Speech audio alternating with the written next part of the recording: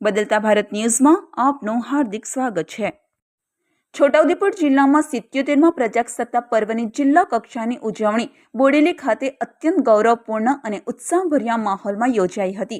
આ પ્રસંગે રાજ્યના મહિલા અને બાળ કલ્યાણ તેમજ સામાજિક ન્યાય અધિકારીતા વિભાગના રાજ્યમંત્રી અને છોટાઉદેપુર જિલ્લાના પ્રભારી મંત્રી ડોક્ટર મનીષાબેન વકીલે રાષ્ટ્રધ્વજ લહેરાવી તિરંગાને સલામી આપી હતી।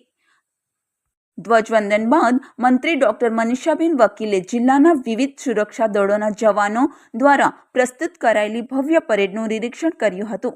પરેડમાં પોલીસ, હોમગાર્ડ, એસઆરપી તથા અન્ય દળોના જવાનોની શિસ્તબદ્ધ રજૂઆત ઉપસ્થિત સૌના માટે ગૌરવનું કેન્દ્ર બની હતી।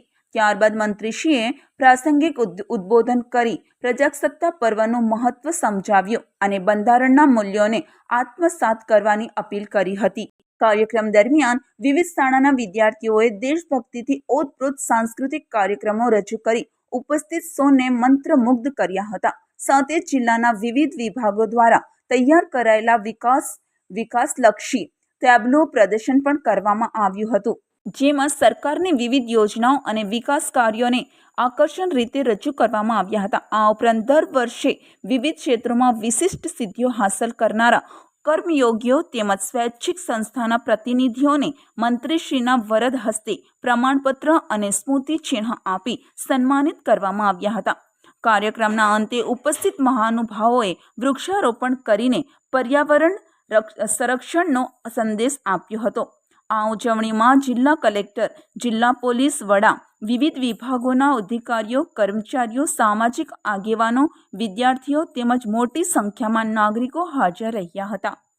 બોડેલીથી MS સૈયદ, બોડેલી, છોટાઉદેપુર। આજે 77મા પ્રજાસત્તાક દિવસ નિમિત્તે છોટાઉદેપુર જિલ્લામાં આવવાનું થયું છે।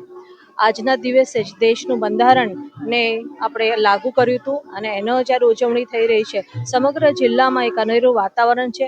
આજે મારી સાથે છોટાઉદેપુર જિલ્લાના સાંસદ જસુભાઈ, ધારાસભ્યશ્રીઓ, જિલ્લા પંચાયતના અધ્યક્ષબેન શ્રી, કલેક્ટર સૌ ઉપસ્થિત રહ્યા અને એક જ પ્રાર્થના કે આવનાર દિવસમાં કે આ વર્ષોમાં છોટાઉદેપુર જિલ્લો ખૂબ આગળ નીકળે અને બધા જે વિકાસના કામો છે, જે પરિકલ્પના આપણા દેશના વડાપ્રધાન નરેન્દ્રભાઈ મોદીજી દ્વારા કરવામાં આવી છે, એ પરિકલ્પના અને બધા જ કામો પૂરા થાય એ જ શુભેચ્છા આજે છોટાઉદેપુર જિલ્લાના નાગરિકોને પાઠવું છું।